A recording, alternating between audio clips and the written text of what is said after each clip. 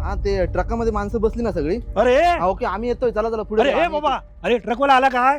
त्या नवऱ्या मुलीच्या भावाचा फोन होता ना, आणि तू जे काय बोललाय ते खरं आहे ना?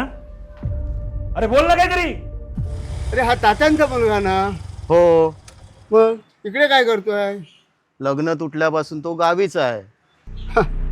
मग गावी राहून काय करणार? चूक झाली आहे ना तुझी, सुधार आता आणि जा मुंबईला. आणि मुंबईला जाऊन काय करू? अरे जॉब कर. काही असू दे, मी मुंबईला जाणार नाही म्हणजे नाही.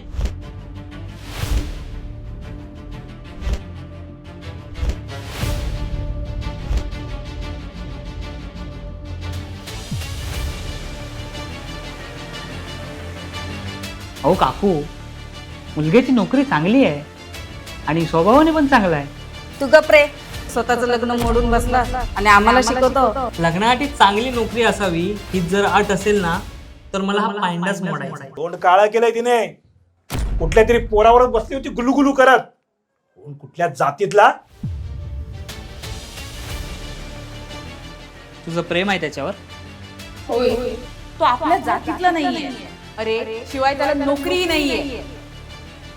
काय करतो तू? त्याचं हार्डवेअरचं दुकान आहे तालुक्यात. मग काय वाईट आहे? नोकरी करायला पाहिजे असं काय आहे का? गावातल्या गावात व्यवसाय करतोय, चांगलंच आहे की. हा फोटो बघ. काय बाबा? स्थळ आणले तुझ्यासाठी. बाबा,